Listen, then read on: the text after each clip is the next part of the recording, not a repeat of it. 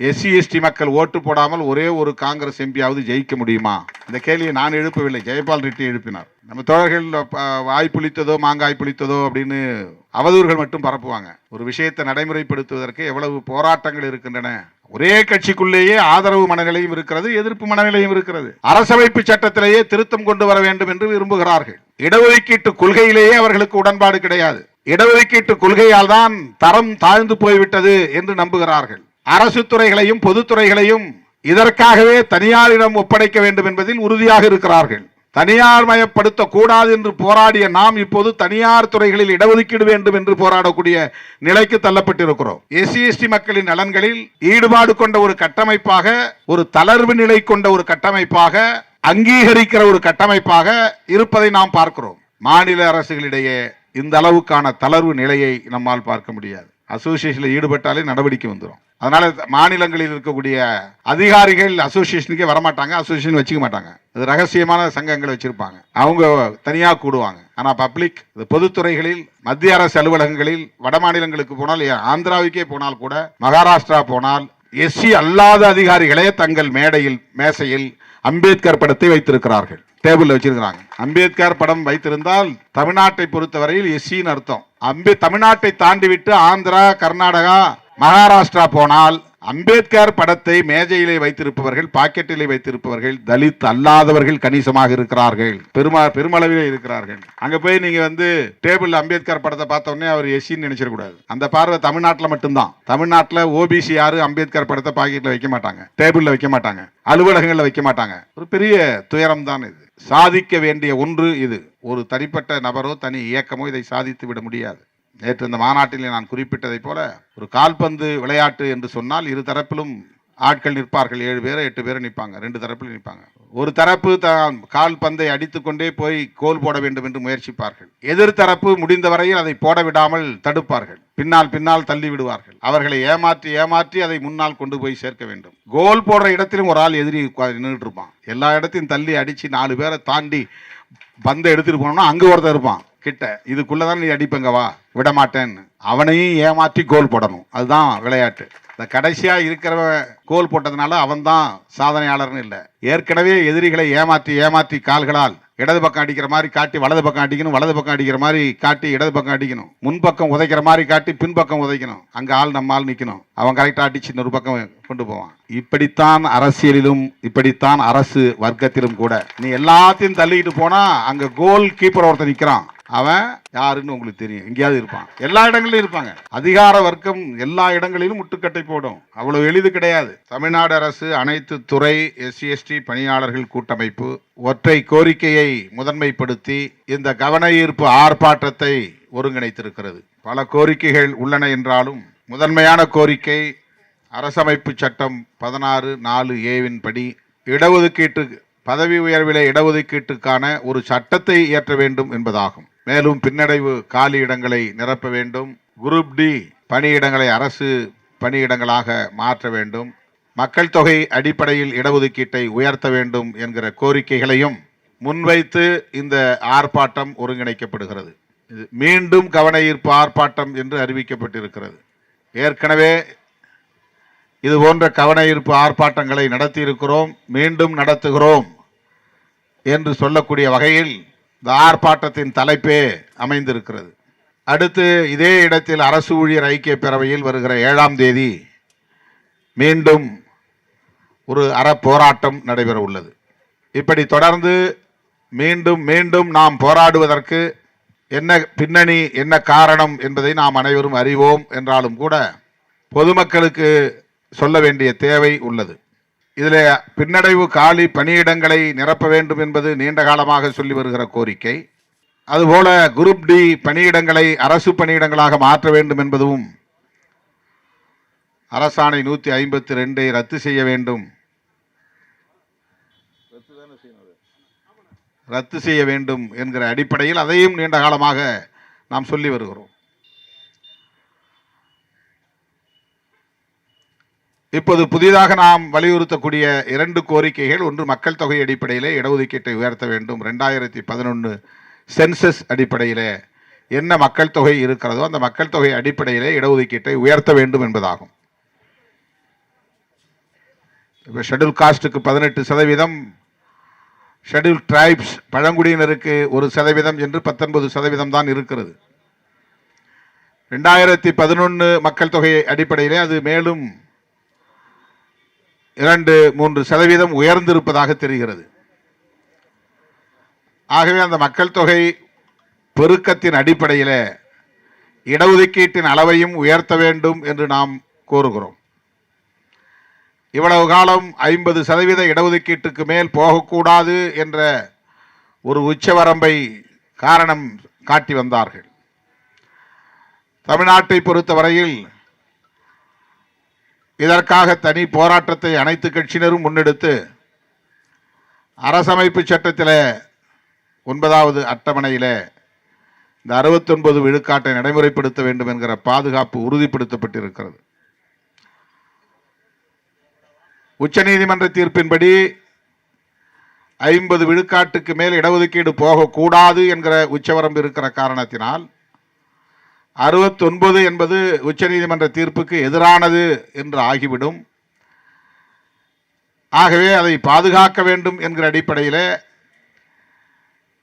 தமிழ்நாடு அரசு கொடுத்த அழுத்தத்தின் அடிப்படையில் இந்திய ஒன்றிய அரசு அதை அரசமைப்பு சட்டத்தின் அட்டவணையிலே இணைத்து கொண்டது. அது ஒரு பாதுகாப்பு கருதி.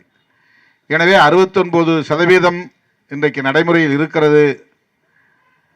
அதே வேளையில் 50% மேல் இடஒதுக்கீடு போகக்கூடாது என்கிற உச்சநீதிமன்ற தீர்ப்பும் இருக்கிறது என்கிற நிலையில் மக்கள் தொகை அடிப்படையிலே மேலும் இடஒதுக்கீட்டை உயர்த்தாமல் இருக்கிறார்கள். உயர்த்த முடியாது என்று ஒரு நிலைப்பாட்டை எடுத்திருக்கிறார்கள். ஆனால் ஒன்றிய அரசு அந்த உச்சவரம்பை ஒரு பொருட்டாக கருதாமல் முன்னேறிய சமூக பிரிவினரில் பொருளாதாரத்தில் நலிவடைந்த பிரிவினர் என்று ஒரு பிரிவை உருவாக்கி EWS என்று சொல்லி எக்கனாமிக்கலி வீக்கர் செக்ஷன் என்ற ஒரு பிரிவை உருவாக்கி 10% இடஒதுக்கீட்டை வழங்கிவிட்டார்கள். அப்படி என்றால் இடஒதுக்கீடு உச்சநீதிமன்ற தீர்ப்பை மீறி வழங்கப்பட்டிருக்கிறது EWSக்கு. இப்போது யாரும் அந்த உச்சவரம்பை பேசுவதே இல்லை. இந்த 10% முன்னேறிய சமூக பிரிவினருக்கு, பொருளாதாரத்தில் நலிவடைந்த பிரிவினருக்கு எங்கிருந்து எடுத்து தரப்படுகிறது? 50 விழுக்காடு உச்சவரம்பு என்றால் மிச்சம் இருக்கிற 50 விழுக்காடு பொது போட்டிக்கானது என்றால் அந்த பொது போட்டிக்கான 50 விழுக்காட்டிலிருந்து அந்த 10% எடுக்கிறார்களா, அல்லது ஏற்கனவே இருக்கிற இடஒதுக்கீட்டிலிருந்து பொருளாதாரத்தில் நலிவடைந்த அனைத்து பிரிவினருக்கும் SC, ST, OBC, மைனாரிட்டிஸ் என்கிற அனைத்து பிரிவினருக்கும் அது பொருந்துகிறதா என்ற கேள்வியை கேட்டால் பதில் சொல்ல யாரும் இல்லை.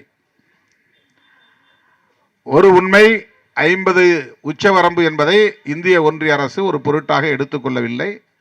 அதை மீறி இருக்கிறது. 10% இடஒதுக்கீட்டை EWS பிரிவினருக்கு வழங்கி இருக்கிறது. அப்படி என்றால் தமிழ்நாடு அரசும் அந்த 50% இடஒதுக்கீட்டு வரம்பை ஒரு பொருட்டாக கருத தேவையில்லை. மக்கள் தொகை அடிப்படையில் 2011 சென்சஸ் அடிப்படையில் SC ST மக்களுக்கான இடஒதுக்கீட்டை உயர்த்தலாம் என்பது நமக்கு புலப்படுகிறது. உயர்த்த வேண்டும் என்று நாம் வலியுறுத்துகிறோம். பின்னடைவு காலி பணியிடங்களை, பேக்லாக் வேகன்சிஸ், இது நீண்டகால கோரிக்கை. முதல்வர் இதை கனிவோடு பரிசீலிக்க வேண்டும் என்று பலமுறை நாம் சுட்டிக்காட்டியிருக்கிறோம். சட்டமன்றத்திலும் நம்முடைய தோழர்கள் பேசியிருக்கிறார்கள். தொடர்ந்து நாம் வலியுறுத்துவோம். முதன்மையான கோரிக்கை, இந்த ஆர்ப்பாட்டம் நடத்துவதற்கு மிக மிக முக்கியத்துவம் வாய்ந்த கோரிக்கை என்னவென்றால், அரசமைப்பு சட்டம் 16 பிரிவு 4 உபப்பிரிவு 7A, உபப்பிரிவு A, ஆர்டிகிள் 16 4A இது என்ன சொல்லுகிறது? மாநில அரசுகள் மாநில அளவில் ரிசர்வ்டு கேட்டகரிஸ் இடஒதுக்கீட்டு பிரிவினருக்கு பதவி உயர்விலே இடஒதுக்கீடு வழங்க சட்டம் இயற்றிக் கொள்ளலாம் என்கிற அதிகாரத்தை தருகிறது. இதனை பயன்படுத்தி அண்டை மாநிலங்களில் சட்டம் இயற்றப்பட்டு விட்டது. குறிப்பாக SC STக்கு தான் இடஒதுக்கீடு பிரிவினர் என்றால் ஓபிசி மைனாரிட்டிஸ் எல்லோருக்கும் கிடையாது, எஸ்சி எஸ்டிக்கு. ஷெட்யூல் காஸ்ட் ஷெட்யூல் டிரைப்ஸ் சமூக பணியாளர்களுக்கு, ஏற்கனவே பதவி உயர்வுக்காக காத்திருக்கக்கூடியவர்களுக்கு சட்ட பாதுகாப்பை தருகிற ஒரு வாய்ப்பை, அதிகாரத்தை 16(4)A தருகிறது. கர்நாடகாவிலே இங்கே முழக்கம் எழுப்புகிற போதே சொன்னார்கள், கர்நாடகாவை போல, ஹரியானாவை போல, பிற மாநிலங்களில் பின்பற்றுவதைப் போல தமிழ்நாட்டிலும் பின்பற்ற வேண்டும். 16(4)A அடிப்படையில் எஸ்சி எஸ்டி மக்களுக்கான பதவி உயர்வில் இடஒதுக்கீடு தொடர்பான சட்டத்தை இயற்ற வேண்டும். இதுதான் இந்த ஆர்ப்பாட்டத்தின் முதன்மையான கோரிக்கை, முக்கியத்துவம் வாய்ந்த கோரிக்கை. இதை பற்றி அடிக்கடி நம்முடைய தோழர்கள் என்னிடத்திலே எடுத்து சொன்னதன் அடிப்படையில் தமிழ்நாட்டின் முதலமைச்சர் அவர்களை சந்திக்கிற போதெல்லாம் இது குறித்து கோரிக்கையை எழுப்பியிருக்கிறோம். சட்டமன்றத்திலும் நமது தோழர்கள் பேசியிருக்கிறார்கள். தலைமை செயலாளர் அவர்களையும் சந்தித்து விடுதலை சிறுத்தைகள் கட்சியின் சார்பில் ஒரு முறைக்கு பல முறை என்று சொல்லலாம் வலியுறுத்தி இருக்கிறோம். அண்மையிலே கூட முதலமைச்சர் அவர்களை இதற்காகவே ஒரு சந்திப்புக்கான அனுமதியை பெற்று அவரை நேரிலே சந்தித்து இந்த பிரச்சனையை எடுத்துரைத்திருக்கிறோம். அப்போது தலைமைச் செயலாளர், முதலமைச்சருக்கான தனி செயலாளர்கள் எல்லோரையும் உடன் வைத்துக்கொண்டு இந்த கோரிக்கையை கேட்டுக்கொண்டார். வருகிற பட்ஜெட் கூட்டத்தொடரில் இதற்கான சட்டம் வரும் என்று நான் பெரிதும் நம்புகிறேன்.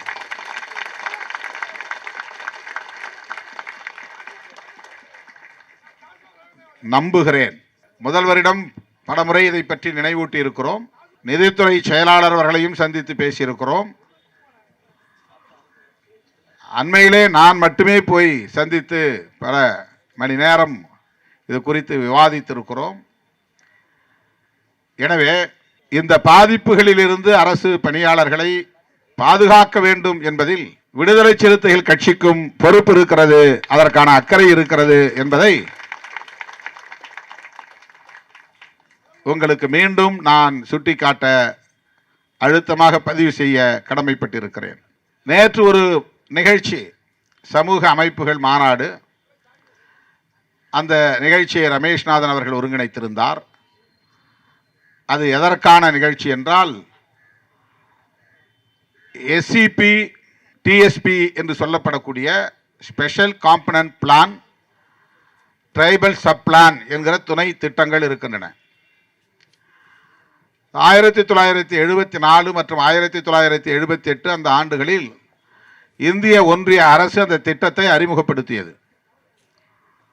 மக்கள் தொகை அடிப்படையிலே நிதி ஒதுக்கீடு செய்து தலித் மற்றும் பழங்குடி மக்களின் மேம்பாட்டுக்கு, சமூக மற்றும் பொருளாதார மேம்பாட்டுக்கு உரிய நடவடிக்கைகளை மேற்கொள்ள வேண்டும் என்பதற்கான ஒரு திட்டம். ஆரம்பத்திலே அது ஷெட்யூல் காஸ்ட், இது ஸ்பெஷல் காம்பனன்ட் பிளான் என்று அழைக்கப்பட்டது. இப்போது அது துணை திட்டம் என்று, இரண்டுமே துணை திட்டம் என்று அழைக்கப்படுகிறது. Schedule cost sub plan, tribal sub plan திட்டமாக இருப்பதனால் அதை கட்டாயம் நடைமுறைப்படுத்தியாக வேண்டும் என்கிற நிர்பந்தம் அதிகாரிகளுக்கு ஏற்படவில்லை. அரசு அறிவித்ததுதான், ஒன்றிய அரசு, டெல்லியிலே இருக்கிற அரசு அறிவித்த திட்டம்தான். ஆனால் மாநில அரசுகள் அதை பொருட்படுத்தவில்லை. ஆகவே அது தொடர்பாக தொடர்ந்து மக்களவையிலும் மாநிலங்களவையிலும் கோரிக்கைகள் எழுப்ப பெற்றன. திரும்ப திரும்ப பேசப்பட்டதன் அடிப்படையில் அதற்கு ஒரு சட்டத்தை கொண்டு வருவதற்கு டெல்லியிலே முயற்சி மேற்கொள்ளப்பட்டது.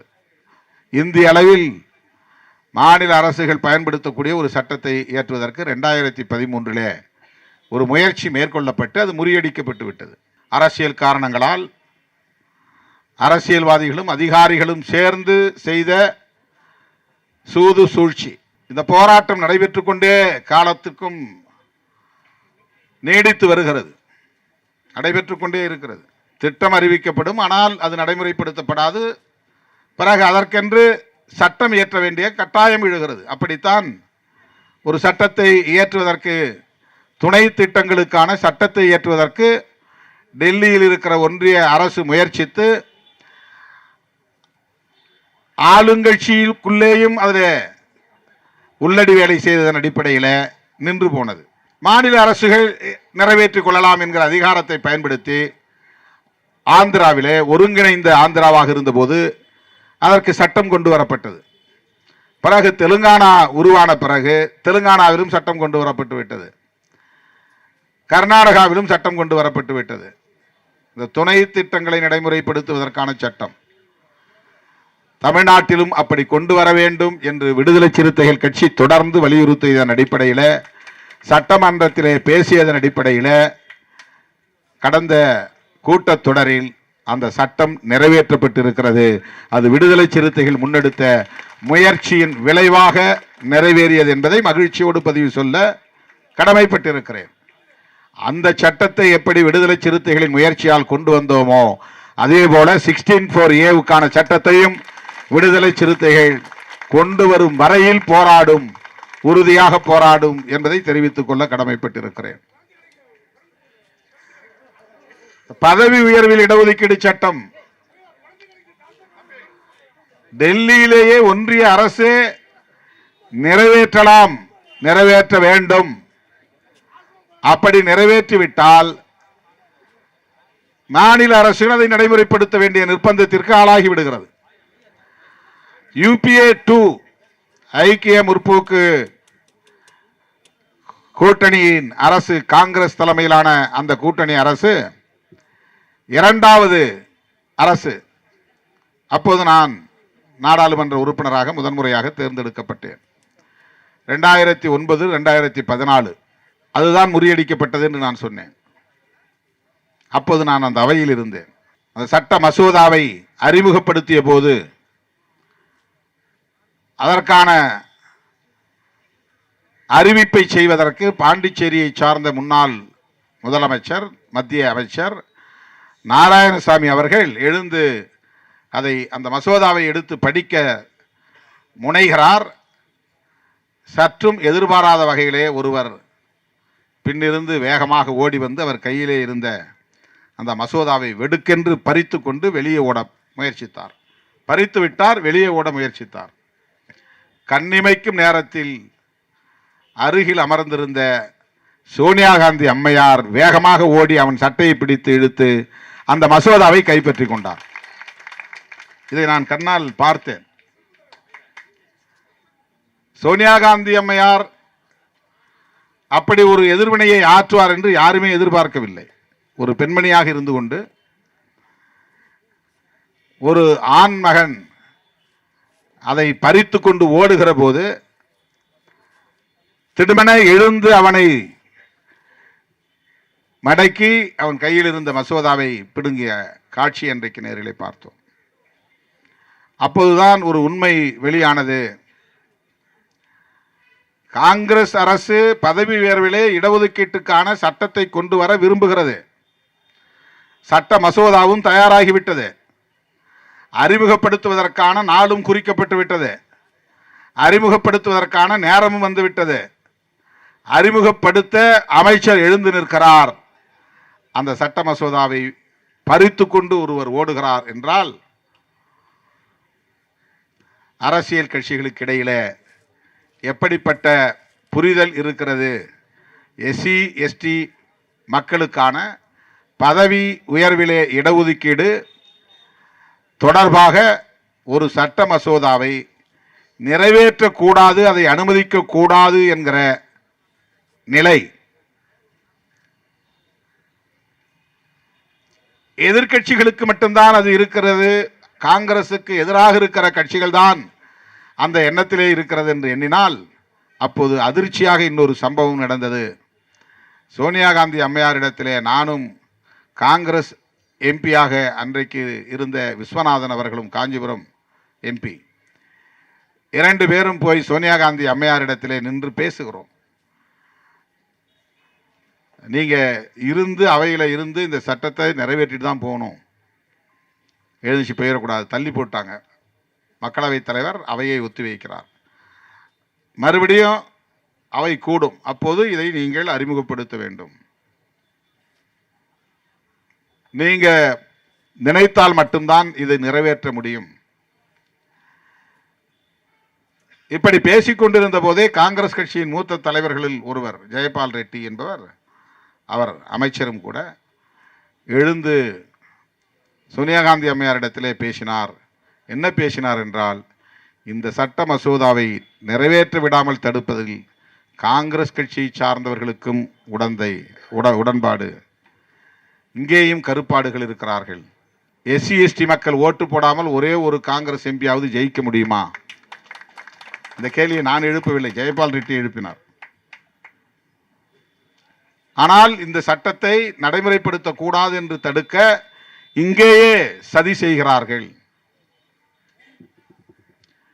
எனவே நீங்கள் இருந்து இதை நிறைவேற்ற வேண்டும். அவரும் சேர்ந்து சொல்கிறார். ஒரு முறைக்கு பல முறை ஒத்திவைக்கப்பட்டது, திரும்ப திரும்ப கூச்சல் எழுந்தது. அந்த சட்ட மசோதாவை அறிமுகப்படுத்தவே முடியவில்லை. மாலை 5 மணி வரையில் என்று கருதுகிறேன். அதுவரையில் அந்த அம்மையார் சாப்பிடக்கூட போகவில்லை, வெளியே எழுந்து போகவில்லை. அத்தனை முறை ஒத்திவைக்க பெற்றும் அந்த சட்டத்தை அறிமுகப்படுத்தவே முடியவில்லை. பிராக்டிக்கலாக புரிஞ்சுக்கணுங்கிறதுக்காக சொல்கிறேன். நம்ம தோழர்கள் வாய் புளித்ததோ மாங்காய் புளித்ததோ அப்படின்னு அவதூறுகள் மட்டும் பரப்புவாங்க. ஒரு விஷயத்தை நடைமுறைப்படுத்துவதற்கு எவ்வளவு போராட்டங்கள் இருக்கின்றன. ஒரே கட்சிக்குள்ளேயே ஆதரவு மனநிலையும் இருக்கிறது, எதிர்ப்பு மனநிலையும் இருக்கிறது. சோனியா காந்தி அம்மையார் பறித்து கொண்டு ஓடுகிறவனை தாவி பிடித்து மடக்கி பிடித்து கையில் இருந்த மசோதையை அவர் பிடுங்கி கொண்டார். அது அந்த அளவுக்கு அவருக்கு அதில் ஈடுபாடு இருக்கிறது, ஆதரவு மனப்பான்மை இருக்கிறது, அதை நிறைவேற்ற வேண்டும் என்கிற வேட்கை இருக்கிறது. ஆனால் அதே கட்சிக்குள்ளேயே அதை நடைமுறைப்படுத்த விடாமல் தடுக்கிற முயற்சியும் நடந்தது. எதிர்கட்சிகளும் அதை செய்கின்றன என்பது வேறு. மத்திய அரசு என்பது ஒப்பீட்டளவிலே மாநிலங்களை விட எஸ்சி எஸ்டி மக்கள் மீது கரிசனம் உள்ளதாகத்தான் நீண்ட காலம் இருந்து வந்திருக்கிறது. இன்றைக்கு நமக்கு கிடைக்கிற பெரும்பாலான உதவிகள் அல்லது பயன்கள் எல்லாம் இந்திய ஒன்றிய அரசின் திட்டங்களில் இருந்து வருவதுதான். மாநில அரசு ஒரு பங்கேற்பு உண்டு, கொஞ்சம் ஒரு கான்ட்ரிபியூஷன் இருக்கும். வீடு கட்டுறதா இருந்தாலும் கூட ஒன்றிய அரசு, அதில் மாநில அரசு ஒரு பங்கேற்பு இருக்கும். போஸ்ட் மெட்ரிக் ஸ்காலர்ஷிப்னா 60% அவங்க கொடுப்பாங்க, 40% நீங்கள் கொடுக்கணும் ஸ்காலர்ஷிப் வாங்கிறது. இப்போ இந்திய ஒன்றிய அரசு தான் வன்கொடுமை தடுப்பு சட்டத்தை கொண்டு வந்தது. இந்திய ஒன்றிய அரசு தான் எஸ்சி எஸ்டி நலன்களுக்கான பல்வேறு திட்டங்களை அறிவித்திருக்கிறது. அந்த அவையிலேயே அதை நடைமுறைப்படுத்த விடாமல் தடுக்கிற சக்திகளும் இருக்கிறார்கள் என்பதை 2013 பார்க்க முடிந்தது, களத்திலே பார்க்க முடிந்தது, நேரிலே காண முடிந்தது. அந்த சட்டம் நிறைவேறி இருந்தால் இப்ப இந்த சட்டம் கோர வேண்டிய தேவையில்லை. இப்ப மத்திய அரசும் இடஒதுக்கீட்டுக்கான ஒரு சட்டத்தை கொண்டு வர வேண்டும் என்பதுதான் நம்முடைய கோரிக்கை. இந்த அரசு ஆட்சிக்கு வந்து, பாஜக அரசு ஆட்சிக்கு வந்து 10 ஆண்டுகளை கடந்து இப்போது 11வது ஆண்டையும் முடித்து விட்டது. ஆனால் பதவி உயர்விலே இடஒதுக்கீட்டுக்கான சட்டத்தை கொண்டு வர எந்த முனைப்பும் இல்லை. அரசமைப்பு சட்டத்திலேயே திருத்தம் கொண்டு வர வேண்டும் என்று விரும்புகிறார்கள். இடஒதுக்கீட்டு கொள்கையிலேயே அவர்களுக்கு உடன்பாடு கிடையாது. இடஒதுக்கீட்டு கொள்கையால் தான் தரம் தாழ்ந்து போய்விட்டது என்று நம்புகிறார்கள். அரசு துறைகளையும் பொதுத்துறைகளையும் இதற்காகவே தனியாரிடம் ஒப்படைக்க வேண்டும் என்பதில் உறுதியாக இருக்கிறார்கள். தனியார் மயப்படுத்த கூடாது என்று போராடிய நாம் இப்போது தனியார் துறைகளில் இடஒதுக்கீடு வேண்டும் என்று போராடக்கூடிய நிலைக்கு தள்ளப்பட்டிருக்கிறோம். தனியார் துறையே கூடாது, தனியார் மயப்படுத்த கூடாது என்று போராடி கொண்டிருந்த நாம் இப்போது அதை ஏற்றுக்கொண்டு அதில் எங்களுக்கு இடஒதுக்கீடு வேண்டும் என்று கோரிக்கையை மாற்றக்கூடிய நிலை ஏற்பட்டிருக்கிறது. பொதுத்துறைகளிலும் மத்திய அரசு அலுவலகங்களிலும் எஸ்சி எஸ்டி சங்கங்கள் வலுவாக இருக்கும். அஞ்சல் துறைக்கு போனால் அங்கே மற்ற சங்கங்களை விட எஸ்சி எஸ்டி சங்கம் வலுவாக இருக்கும், வெளிப்படையாக இயங்கும். வங்கிகளுக்கு போனால் எல்லா வங்கிகளிலும் புரட்சியாளர் அம்பேத்கருடைய திருவுருவப் படங்கள் இருக்கும், அங்கே எஸ்சி எஸ்டி சங்கம் வலுவாக இருக்கும். ரயில்வே துறைக்கு போனால் ரயில்வே துறையில் எஸ்சி எஸ்டி சங்கம் அகில இந்திய அளவிலும் சரி பிராந்திய அளவிலும் சரி வலுவாக இருக்கும். அவர்களுக்கு தனி அலுவலகமே, நலச்சங்கங்களுக்கு தனி அலுவலகமே ஒதுக்கி தருகிறார்கள். வங்கியிலேயே எஸ்சிஎஸ்டி சங்கத்துக்கு ஒரு ஆஃபீஸ் இடம் கொடுக்குறாங்க. ரயில்வேல எஸ்சிஎஸ்டி ஆஃபீஸுக்கு ஒரு இடம் கொடுக்குறாங்க. பிரதானமான இடத்துல பொதுமக்கள் கூடுகிற இடத்தில் பிரம்மாண்டமான திருவுருவ படத்தை திறந்து வைக்கிறார்கள். புரட்சியாளர் அம்பேத்கருடைய திருவுருவ படத்தை திறந்து வைக்கிறார்கள். இந்திய ஒன்றிய அரசு என்கிற அந்த கட்டமைப்பு எஸ்சிஎஸ்டி மக்களின் நலன்களில் ஈடுபாடு கொண்ட ஒரு கட்டமைப்பாக, ஒரு தளர்வு நிலை கொண்ட ஒரு கட்டமைப்பாக, அங்கீகரிக்கிற ஒரு கட்டமைப்பாக இருப்பதை நாம் பார்க்கிறோம். மாநில அரசுகளிடையே இந்த அளவுக்கான தளர்வு நிலையை நம்மால் பார்க்க முடியாது.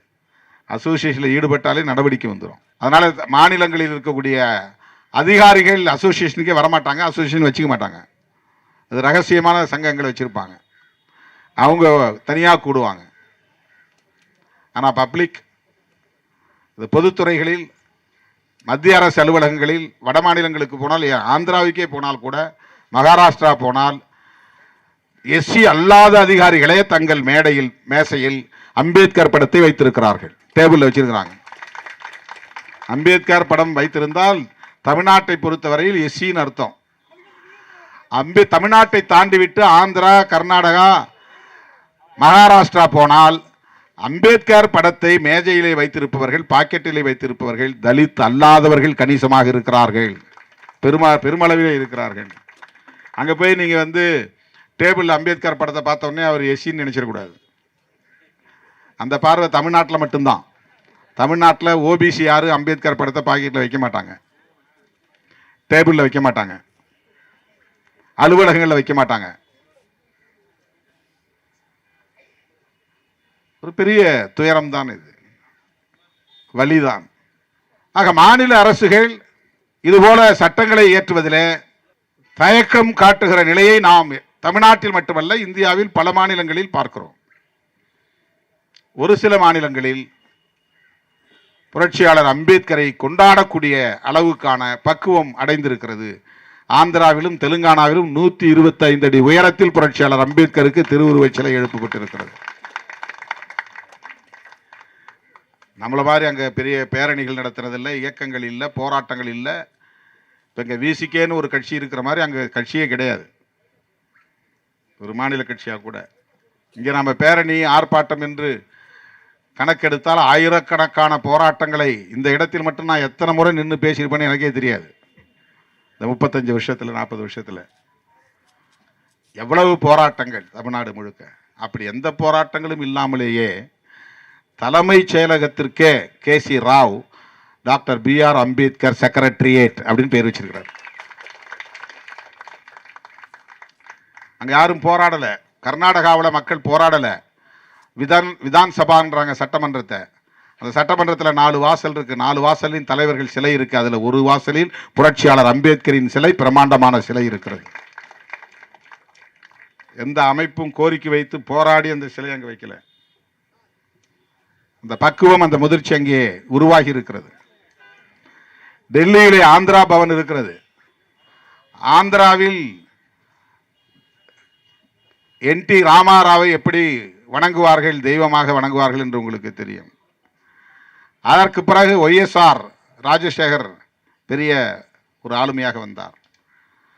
இன்றைக்கு முதல்வராக இருக்கிற சந்திரபாபு நாயுடு, போன முறை முதல்வராக இருந்த ஜெகன் மோகன், இவர்களில் NT ராமாராவுக்கோ அல்லது YSRக்கோ கூட அந்த ஆந்திரா பவனில் சிலை இல்லை. புரட்சியாளர் அம்பேத்கருக்கு சிலை இருக்கிறது ஆந்திரா பவனில். டெல்லியிலே இருக்கிற ஆந்திரா பவனில் ஒரே சிலை தான், அது அம்பேத்கர் சிலை. இதெல்லாம் நான் எதற்காக சொல்லுகிறேன் என்றால், சில மாநிலங்களில் அம்பேத்கர் அவர்களை ஏற்றுக்கொள்ளுகிற உளவியல் வளர்ந்திருக்கிறது. SC/ST மக்களின் நலன்களில் அக்கறை செலுத்தக்கூடிய ஒரு முதிர்ச்சி உருவாகி இருக்கிறது.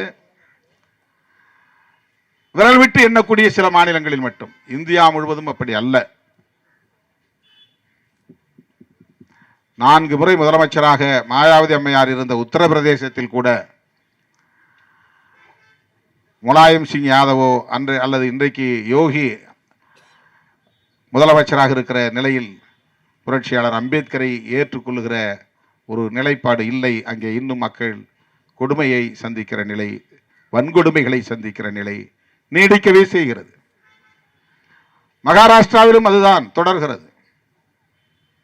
இன்னும் சாதிய வன்கொடுமைகள் அங்கே இருக்கத்தான் செய்கின்றன. பௌத்தத்துக்கு மாறிய மக்கள் மீது இன்னும் சாதிய வன்கொடுமைகள் பௌத்தத்துக்கு மாறிய நிலையிலும் சந்திக்கிற அவலம் இருக்கிறது. இதையெல்லாம் நீங்கள் பொதுவாக புரிந்து கொள்ள வேண்டும் என்பதற்காக சொல்லுகிறேன். இந்த சமூக பொது உளவியல் எவ்வாறாக இருக்கிறது, அதை எதிர்த்து போராடுவதற்குரிய போர்க்குணம் நமக்கு தேவை. அந்த போர்க்குணம் சும்மா வந்து விடாது. நமக்கான தொலைநோக்கு பார்வையும் தேவை, போர்க்குணமும் தேவை. எல்லாவற்றையும் விட ஒருங்கிணைந்து செயல்படக்கூடிய ஒற்றுமையும் தேவை.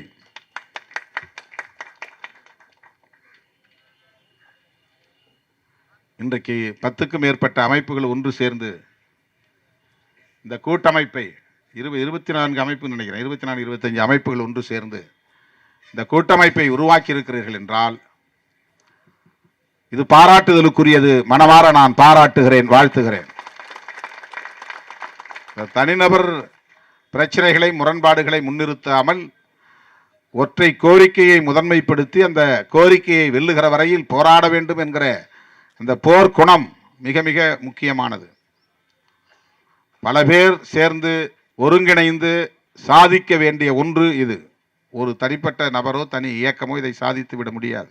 நேற்று இந்த மாநாட்டில் நான் குறிப்பிட்டதை போல ஒரு கால்பந்து விளையாட்டு என்று சொன்னால் இரு தரப்பிலும் ஆட்கள் நிற்பார்கள். 7 பேர் 8 பேர் நிற்பாங்க, 2 தரப்பிலும் நிற்பாங்க.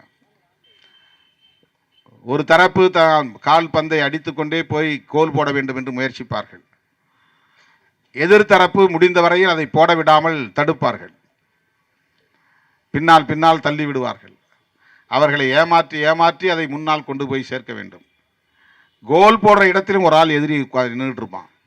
எல்லா இடத்தையும் தள்ளி அடித்து 4 பேரை தாண்டி பந்தை எடுத்துகிட்டு போனோம்னா அங்கே ஒருத்தர் இருப்பான் கிட்ட. இதுக்குள்ளதான் நீ அடிப்பங்க வா, விட மாட்டேன்னு. அவனையும் ஏமாற்றி கோல் போடணும். அதுதான் விளையாட்டு. இந்த கடைசியாக இருக்கிறவன் கோல் போட்டதுனால அவன்தான் சாதனையாளர்னு இல்லை. ஏற்கனவே எதிரிகளை ஏமாற்றி ஏமாற்றி கால்களால் இடது பக்கம் அடிக்கிற மாதிரி காட்டி வலது பக்கம் அடிக்கணும், வலது பக்கம் அடிக்கிற மாதிரி காட்டி இடது பக்கம் அடிக்கணும், முன்பக்கம் உதைக்கிற மாதிரி காட்டி பின்பக்கம் உதைக்கணும். அங்கே நம்ம ஆள் நிற்கணும். அவன் கரெக்டாக அடித்து இன்னொரு பக்கம் கொண்டு போவான். இப்படித்தான் அரசியலிலும், இப்படித்தான் அரசு வர்க்கத்திலும் கூட. நீ எல்லாத்தையும் தள்ளிக்கிட்டு போனால் அங்கே கோல் கீப்பர் ஒருத்தர் நிற்கிறான்.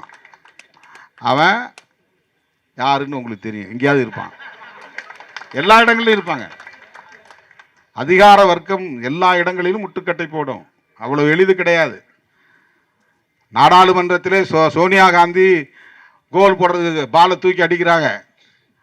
அவங்க ஆளே ஒரு ஆள் இந்த பக்கம் அடிச்சு விட்டான், இடது பக்கம். காங்கிரஸ்லேயே ஒருத்தர் வந்து அதை நேராக போகக்கூடாது, பின்பக்கம் அடிச்சு விட்டு அதுக்கு பால் பின்னால் கிடக்குது. இப்போ அதை அடித்து மறுபடியும் கொண்டு வரணும். அந்த அளவுக்கு அவனுக்கு விளையாட்டு களத்திலே விளையாட்டு வீரர்களுக்கு எவ்வளவு பொறுமை இருக்கிறதோ அப்படி பொறுமை தேவை. அதைவிட அந்த களத்திலே ஒரே அணியை சார்ந்த 7 பேர் 8 பேர் நின்று ஆடுகிறார்கள் அல்லவா, அவர்கள் அனைவருக்கும் ஒரே ஃபோக்கஸ், கோல் போடணுங்கிறது தான் ஃபோக்கஸ் இருக்கும். கரெக்டாக அவன் நிற்கிற ஆள் நேரம் நோக்கி பந்தை தள்ளணும். அவன் நிற்கிற நம்ம ஆள் எங்கே நிற்கிறான்னு பார்த்து யூனிஃபார்மை பார்த்து இந்த டிஷர்ட் போட்டதான் நம்மால் அவன் நேரம் தள்ளி விடணும். அப்படி அடித்தாதான் ஒரே சிந்தனையில் இருந்தால் தான் கோல் போட முடியும். எத்தனை இயக்கங்கள் இருந்தாலும் இந்த ஒற்றை சிந்தனை, ஒருமுக பார்வை என்பது இருக்க வேண்டும். அப்படி இல்லைன்னா முடியாது. அருமை தோழர்களே, விடுதலை சிறுத்தைகள் கட்சி கோல் கீப்பருக்கு பக்கத்தில் நிற்கிற ஒரு விளையாட்டு வீரன். நீங்க அடிச்சு கொண்டு வந்து கையில் கொடுத்தா கோல் கீப்பரை அவனை எடுத்து நம்ம அடிச்சு விடணும். அங்க யார் தடுக்கிறாங்களோ அவங்கள ஏமாத்தி உள்ள அனுப்பணும்.